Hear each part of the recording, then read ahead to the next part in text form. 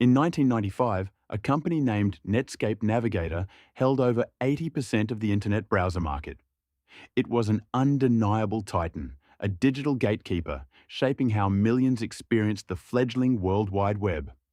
But just 5 years later, it was virtually obliterated, a cautionary tale scattered across the digital graveyard. What happened? Was it simply a case of poor business decisions, or was there something far more sinister at play?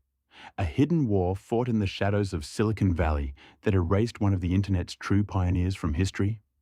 To truly understand the tragic downfall of Netscape, we need to rewind to the very infancy of the commercial internet, a time before Google dominated search, before social media existed, and when dial-up was a symphony of static and beeps.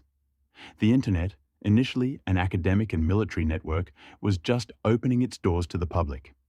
And at the forefront of this digital gold rush was a small, ambitious company called Netscape Communications. Founded in 1994 by Mark Andreessen, one of the original creators of Mosaic, the first graphical web browser, Netscape quickly launched Navigator. It was revolutionary. With its intuitive interface, speed, and pioneering features like frames and animated GIFs, it captured the imagination of early adopters. For many, Netscape Navigator was the internet, a window into a brave new world. Its IPO in 1995 was one of the hottest in history, valuing the company at hundreds of millions of dollars before it even turned a profit. They were soaring, unstoppable. But looming on the horizon, largely oblivious at first, was a corporate behemoth that would soon turn its immense resources towards conquering this new frontier: Microsoft. Initially, Bill Gates famously dismissed the internet as a passing fad, focusing instead on desktop operating systems. This initial oversight would prove to be one of their few missteps, but once they recognized the threat, their response was immediate, overwhelming, and utterly ruthless. Microsoft, shaken by Netscape's rapid dominance, quickly shifted its strategy in what would become known as the browser wars. Suddenly, the internet wasn't just a side project, it was the next battleground for global technological supremacy. Microsoft's weapon of choice? Internet Explorer. But it wasn't just about building a better browser, it was about leveraging their immense ecosystem. Remember, at this time, Windows ran on over 90% of all personal computers. Their strategy was simple, yet devastatingly effective. Bundle Internet Explorer with every copy of Windows. This move meant that IE was pre-installed, readily available, and, crucially, free. While Netscape was charging for its Navigator browser, sometimes as much as $49 a pop, Microsoft offered a seemingly identical product at no cost.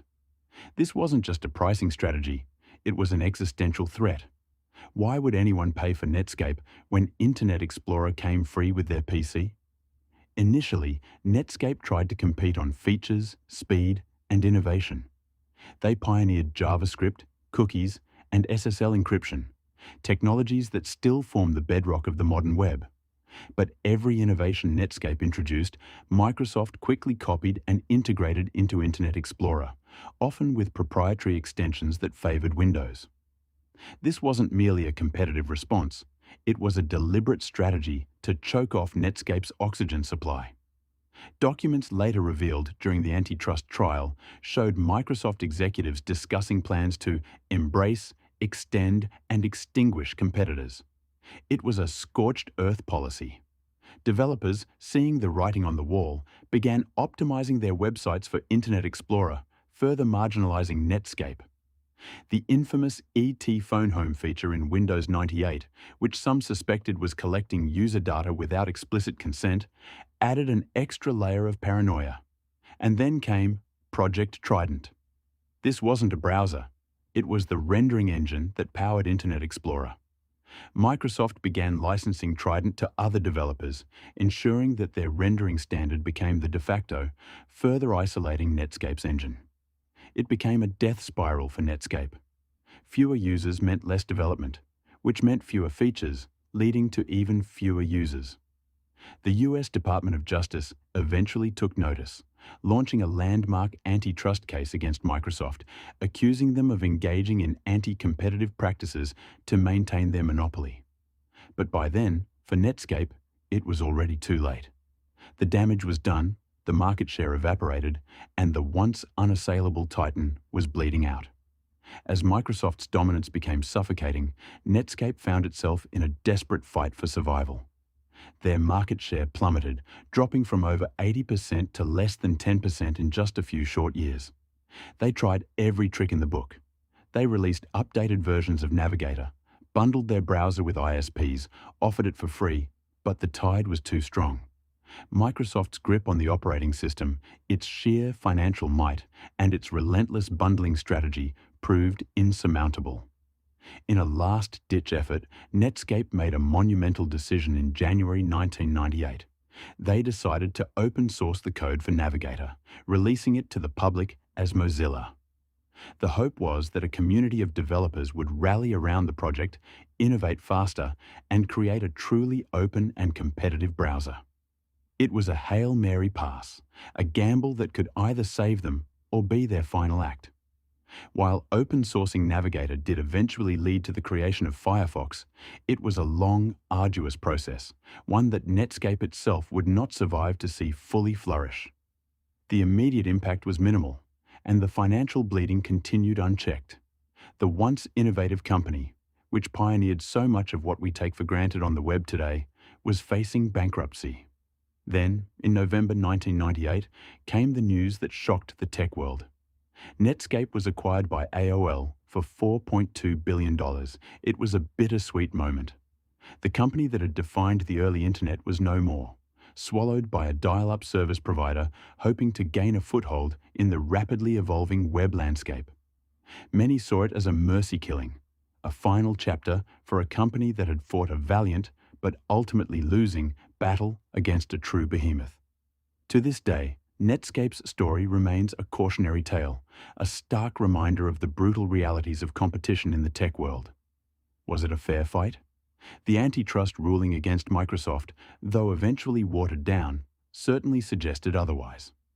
Netscape's innovations like JavaScript, SSL, and cookies are still the fundamental building blocks of the internet.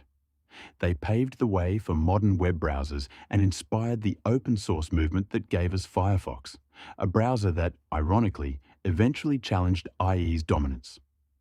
But their ultimate demise raises profound questions about fairness, monopoly power, and the ethical responsibilities of tech giants. What if Netscape had won? Would the internet look different today? Would monopolistic practices be less prevalent? We can only speculate. The ghost of Netscape still haunts the halls of Silicon Valley, a silent echo reminding us how quickly even the mightiest can fall, and how the future of technology can be shaped not just by innovation, but by intense, often ruthless, corporate warfare. If you found this dive into tech history intriguing, make sure to check out our next video where we explore the mysterious origins of Bitcoin's creator, Satoshi Nakamoto. Was it a shadowy government agency, a rogue genius, or something else entirely?